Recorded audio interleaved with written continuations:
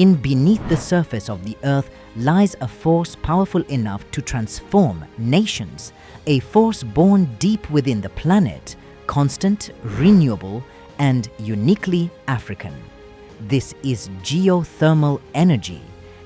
Kenya stands among the global leaders in harnessing this natural power, driving industrial growth, expanding electricity access, and shaping a cleaner energy future.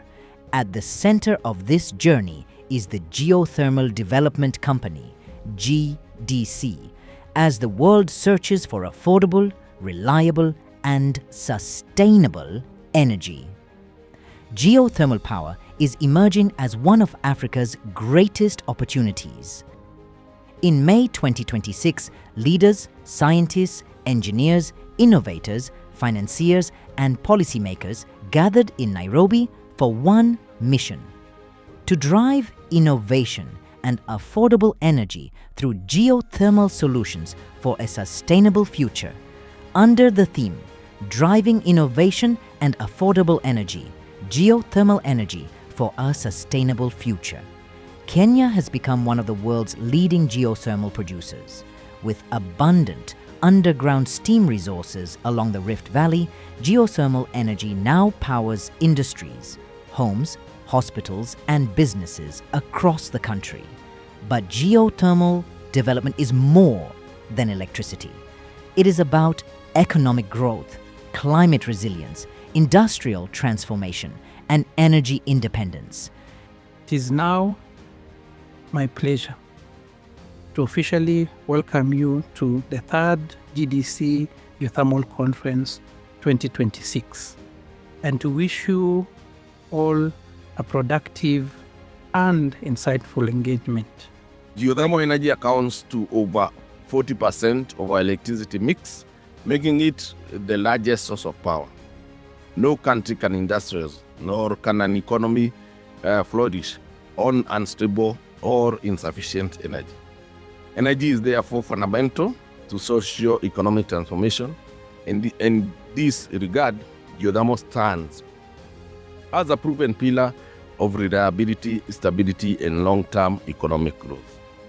Across 4 days, the conference explored every stage of geothermal development, from exploration and drilling to financing, digital innovation, and environmental sustainability. Whereas there were gaps that were question marks that people had, but one method provided an overriding recommendation to drill.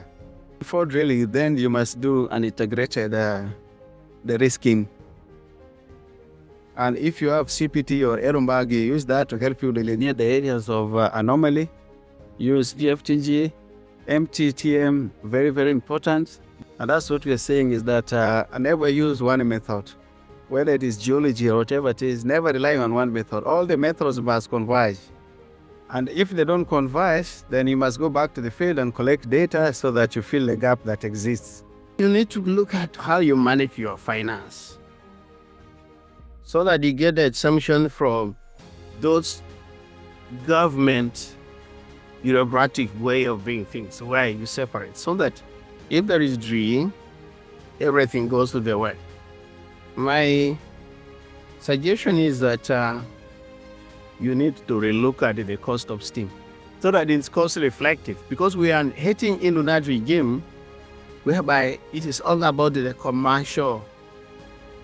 You have to look at the project in this commercial sense. We are moving from the fully public model, which is what we used as a sector with Genje, for example, to the mining model, whereby we develop the field up to the point where we have drilled and installed the steam gathering system. Again, we are moving away from that and now moving to what we call the joint venture model, whereby we bring on board a partner and develop the field together on that partner.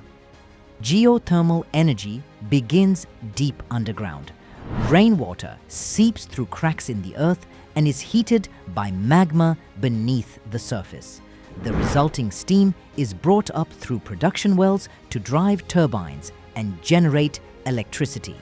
Unlike solar or wind, geothermal power operates day and night, stable, reliable, constant. New technologies are transforming geothermal exploration.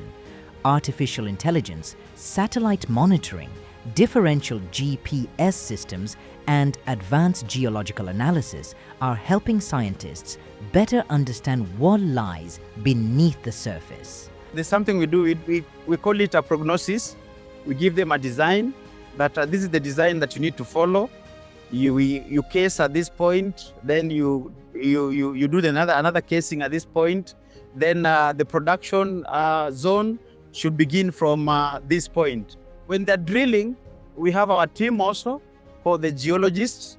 They're there to pick the cuttings so that we may understand the rocks and the nature of the conditions that we are drilling in, so that we can be able to advise. Policy frameworks are equally critical. As nations work toward climate goals and energy security, geothermal power is increasingly recognized as a cornerstone of the clean energy transition. We have policy instruments that guide our actions. The most critical one for us is the Climate Change Act, and for you and for all of us is the Energy Act, and of course the finance policies that are supporting this process. And we are guided as we implement our NDC by what is in the energy policy, which provides a comprehensive framework to guide us. And in terms of universal access to energy security, sustainability, private sector participation, regulation, and governance. So this is very, very critical that as we do our work, and also you as you implement, you must be very clear on how you are contributing to those pillars that are embedded in the energy policy or 2028, and ultimately supporting the climate goal for the country. Kenya's geothermal journey is becoming a model for regional cooperation. Delegates from across Africa gathered to exchange lessons, technologies, and strategies for scaling development throughout the continent. The PPP Directorate has made such great milestones in supporting private sector investment and enhancing investment across the board in the country. Would you just tell us how the PPP unit or the PPP framework has supported geothermal investment, and also how is it going to continue supporting geothermal investment by addressing any of the challenges you may be seeing? We came up with a government support policy, and this is purely to help us support or create bankability around projects. And this was primarily to backstop political risk that may come in. As a directorate, we are discharged with the mandate on project origination, support to the contracting authorities, and we are available to support GDC in project preparation. Capital follows opportunity. And if that opportunity doesn't have merit, then you get capital flight. So we really need to embark on project preparation so that we develop investment grade projects and feasibility studies, which we are committing as a directorate will be available to support GDC. We have a lot of malnutrition in under 5. We have places where there will be overproduction in certain areas, but we can't be able to even get that food to the other areas because of the spoilage. So when you look at all that, both at a wider scale to improve the food security and also at a company level where we wanted to basically be profitable, stem on those losses, then we had to look for an effective solution, and the direct use geothermal is our game changer. Are very happy to come. We're very happy to invest. We're very happy to offtake the steam and to help GDC generate revenue. Just give us clarity on how to do it, what the process looks like, what are the timelines, and how quickly we can get started. What is it that makes a geothermal project bankable, and what are the critical risks that have to be mitigated? The first thing is getting an independent evaluation of the project. This is what we call feasibility study. Geothermal, getting an independent evaluation or feasibility study that supports the project is the first step. That feasibility study will address the commercial viability of the project, the technical viability of the project, the environmental viability, of the project. There are some risks that are corporate or commercial. Those ones will be addressed effectively with the feasibility study. But there are other risks that the government must shoulder. These are the sovereign risks that he talked about, the political risks, the community, environmental risks. So you may have some community agitation. How do you address that? And so for KenGen, we have a community engagement strategy that helps with the social license for the project. Issues of climate change are not issues we can ignore, and we all know that climate change is seasoned mostly by the release of carbon dioxide into the atmosphere.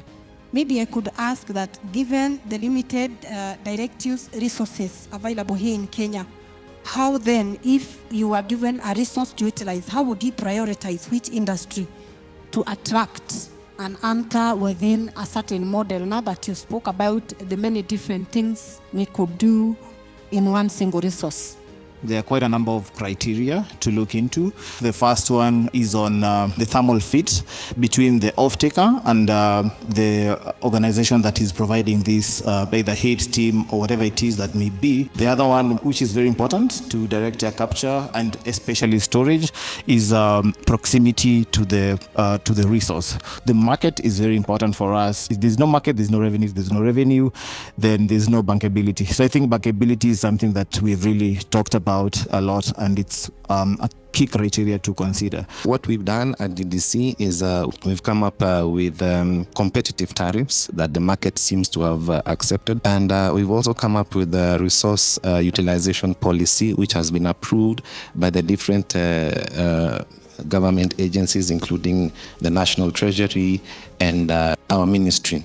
So what then that does is that it allows us to see from the people who are interested and the people who understand these tariffs and policies that we have put in place, what kind of industries are interested in deploying their projects in GDC. The business model that we'll be employing or deploying moving forward is one that has industry clusters running on a cascade of heat. So what that means is that you'll have your high heat consumers in the upstream, and progressively coming down to those medium to low heat requirements. What are the critical factors that have to be in place for a geothermal project to be bankable, or to even just enhance bankability or financing? KenGen and GDC has done a lot of work in putting Kenya on the map. JICA has been very deliberate in terms of profiling the geothermal sector in terms of those three risks, and especially in financing, which I think mostly is talked about. JICA provides some of very long tenor in terms of our financing facilities, sometimes 30 to 40 years with a 10 years grace period, with very low interest rates, also to allow the specific cash flow profiles for geothermal projects, so that you don't put pressure on the specific agency in terms of either having to forego their investment diversification strategies, or having to start repaying even before the project itself is ready or is online. We have various solutions regarding the everyday challenges in geothermal. I'll start with well cleaning, which is one of the unique solutions at Solenis. I've not seen any company doing it the way we do. So well cleaning is targeting the wells, production wells and injection wells. For injection wells, we have a technology where we do the cleaning online. You don't have to take the well offline. We unblock wells that are blocked because of scales. How do we make geothermal projects bankable? So number one is predictability. How are we sure that once the capital is out there, it will come back? Going back to the item of balance sheet, I have to protect your deposits. Okay, so that part probably we might want to leave it to patient long-term capital and also affordable capital. So the players who do that are public or development partners. Secondly is, can we guarantee cash flows? So cash flows, basically, yes, the steam is there, has been identified, the power project is there, but we don't finance electricity, we finance cash flows. So it goes back to the end of what's the tariff.